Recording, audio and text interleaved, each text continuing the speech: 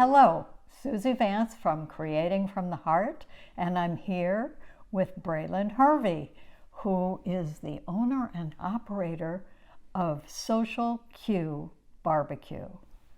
So, Brealon, did you ever imagine you'd be doing this when you were growing up? Not at all.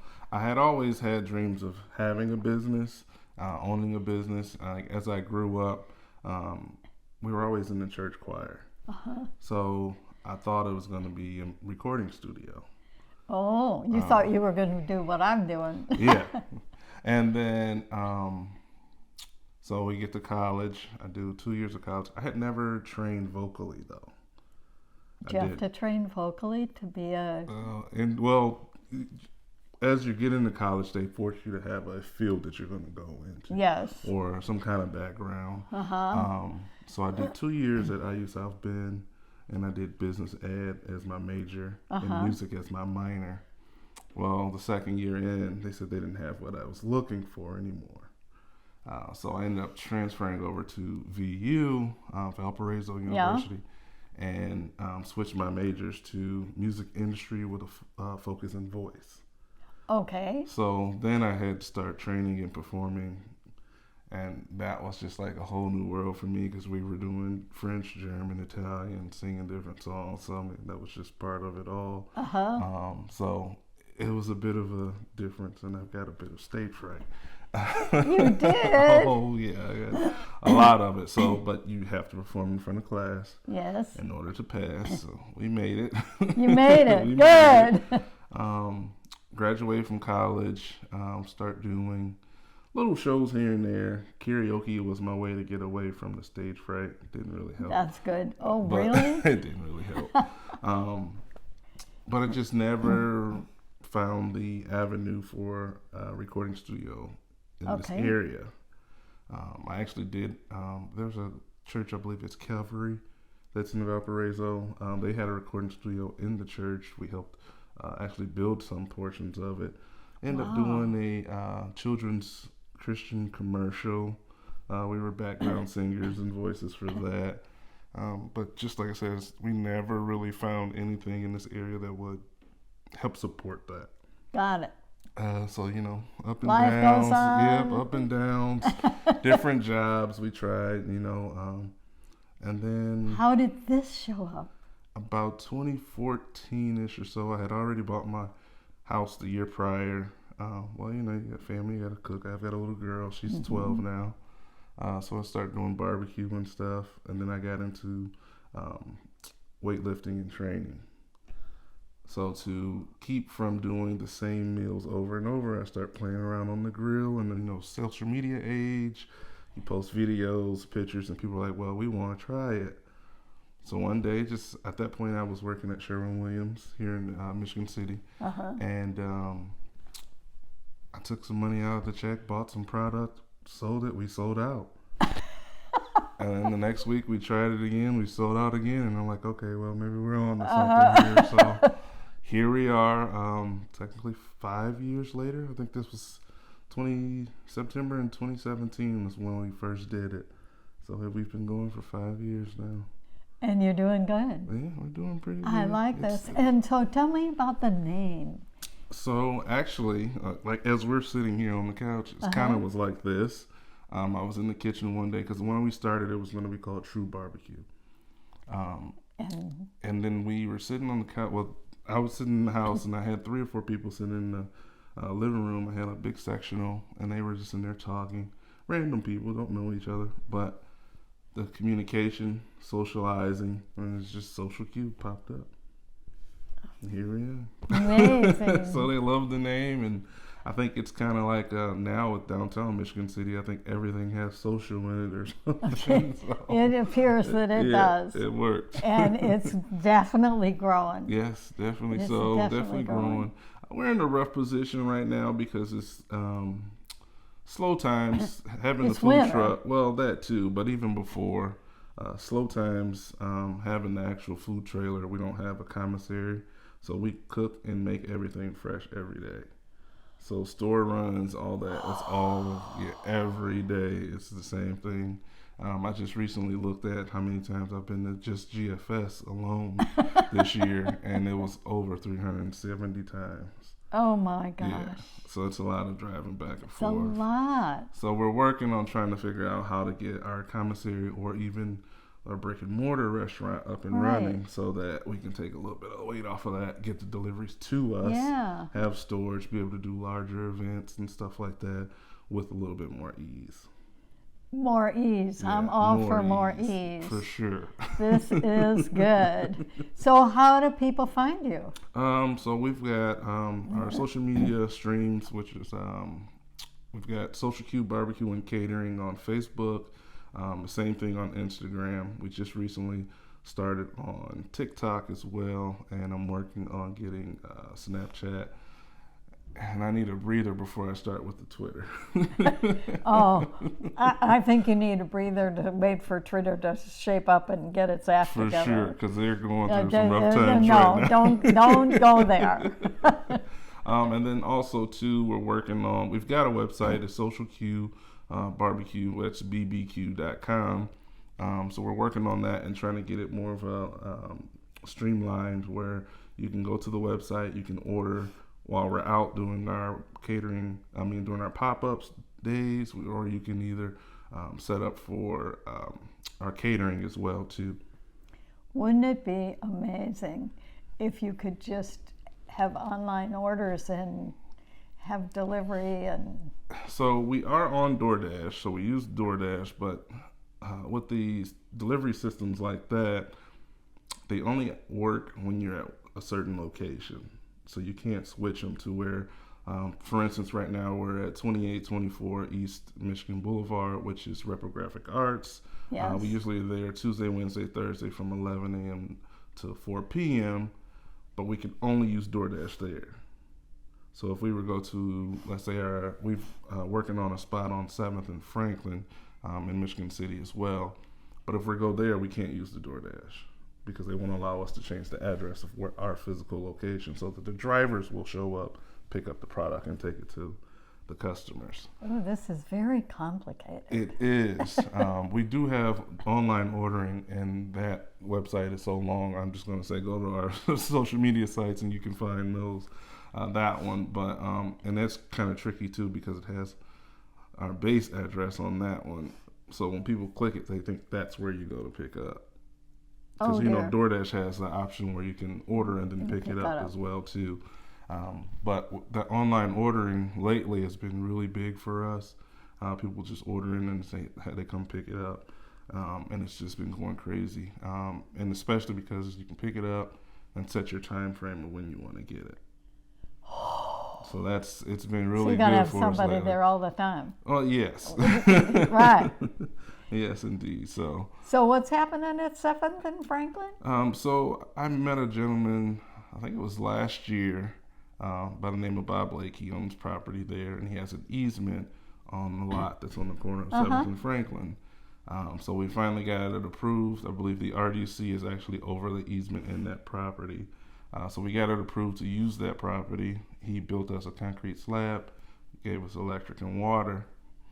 The big issue is the trailer's heavy, my truck is heavy, and we have to drive from the alleyway to enter and to exit. Well, the easement is only like half of the length of the building. So if it rains heavy or snows, can't pull over it to get on the slab. So we're in wait for that, trying to figure out what they're going to do, if they're going to allow him to take over the rest of that or give him an extension to the easement so that we can park there. But the big picture for all of it is to be able to turn to the side of the building there and do our indoor-outdoor. Oh, wow. Actually have our physical location there. That would be fabulous. And I think what the city is one for multiple storefronts there or some kind of businesses, so that, you can have more activity going on downtown. So. Oh, Bob Lake's a good guy. He's been around for a very long time. He has his hands everywhere. He does, but he's a good guy, He too. is. He definitely is a good guy. That's great. He takes care of us. And he likes to eat. He likes to eat. And he likes to eat barbecue. He likes to eat barbecue. For sure. That is fabulous. Yeah. So you know, it took you a while to find this, and you sort of fell into it. Do you have any advice for people who can't figure out? I mean, life is sort of never in a straight line. Never it is. And never it's is. you got to be open, and you got to be aware, and you got to jump on it. Yeah. And, you know, always be prepared for opportunities that show up, for one. And if you're going to get into it, study and figure out what it is you have to do to make it on a legitimate level. Because I tell you, I guarantee there's at least 60 to 80 people in Michigan City selling food out of their homes. Some want to get out, but don't have the streams or the avenues to. But if they want to, you just got to take a risk. You got to be willing to fight. It's usually, especially with restaurants, 5 to 10 years, it gets really rough. The sacrifices are crazy.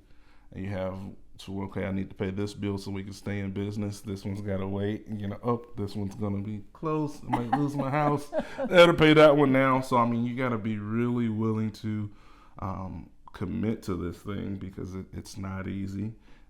You'll lose friends. You'll lose some family support. You lose a lot. But the gain for the long run, if this is what you're really in for, it's worth it. Because it makes your heart sing or something? It makes your heart sing, but it also could be, you know, a lot of people have been speaking on generational wealth right now.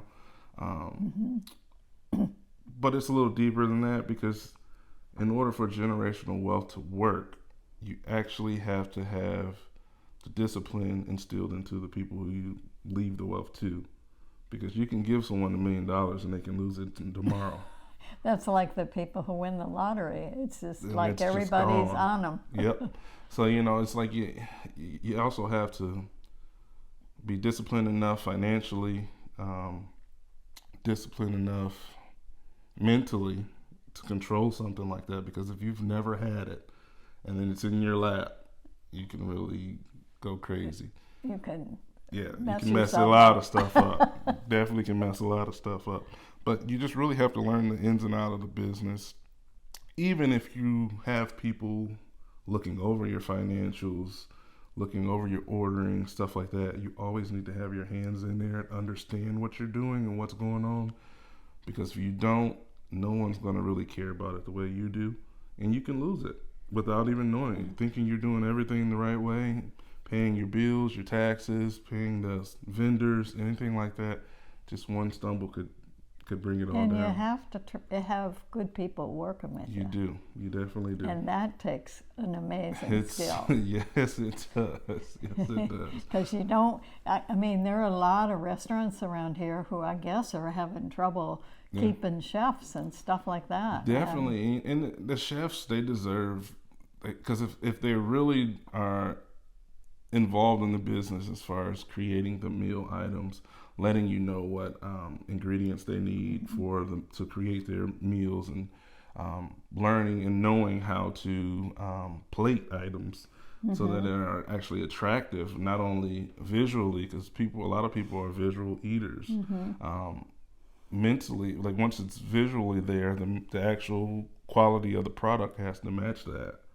Because you can look at something that may look good and you taste it and you're like, you know, and it could be rough. So you have to actually take the steps and give the quality throughout the entire process. Okay, so walk me through this once again. Okay. If I want to order from you and I want to pick it up, I pick it up at Reprographics. Yep, currently we're at And Reprographics. when is that? That's Tuesday, Wednesday, and Thursday from 11 a.m. to 4 p.m. okay. Yeah, and then, like I said, following us online is going to be the best way. A lot of times I'm not at the trailer, so we don't have a designated phone for it. Our actual business phone number is the 219-232-8465, and that comes directly to me.